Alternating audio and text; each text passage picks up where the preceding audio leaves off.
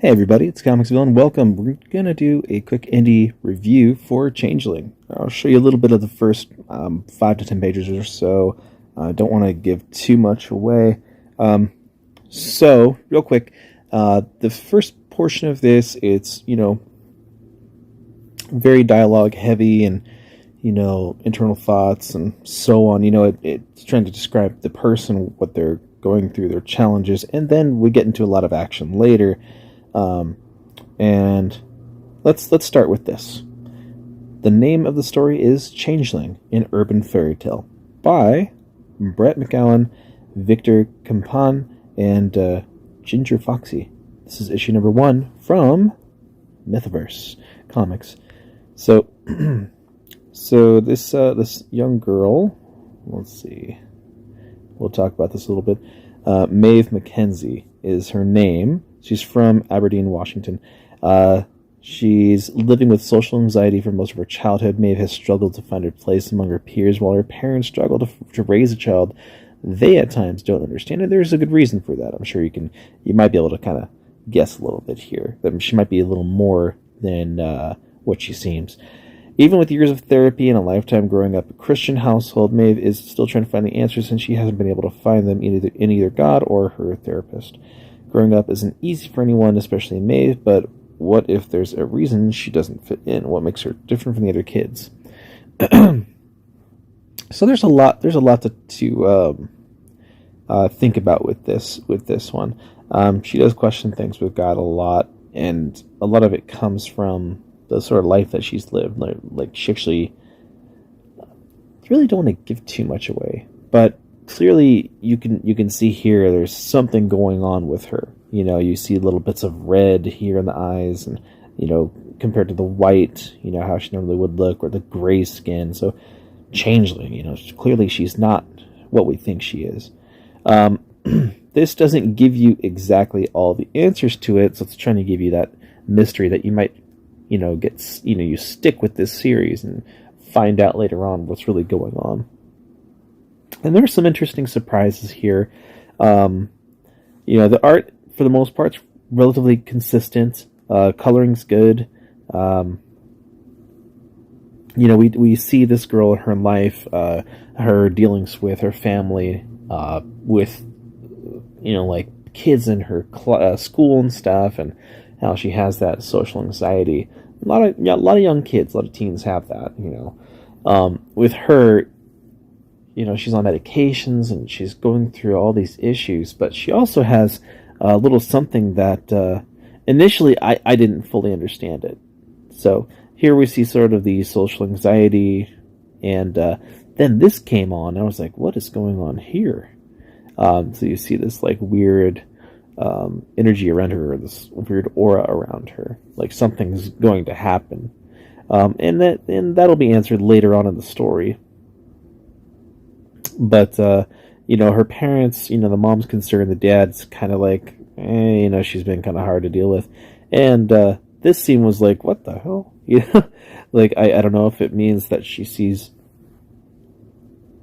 the dead or something, but that's what I believe this was trying to suggest, that it's an old memory, and she's feeling alone, or she's having anxiety, or she's somewhere where there's something, maybe evil in the air, or maybe not, maybe it's just a spirit trying to talk to her, I don't know.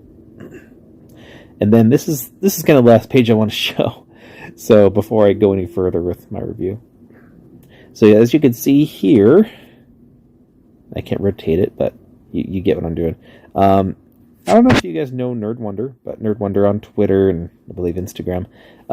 She does a lot of artwork, and this is actually one of her characters that she likes to draw. So kind of cool to see that this is in there.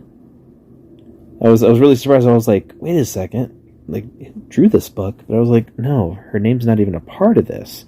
And even the creator has mentioned, no, she's not a part of it as a artist or anything.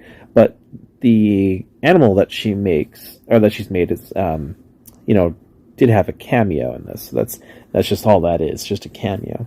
So the story itself, we're going through, and some things, to some extent, can be relatable for some teens, because some teens go through these kind of things. You know, they question a lot of stuff.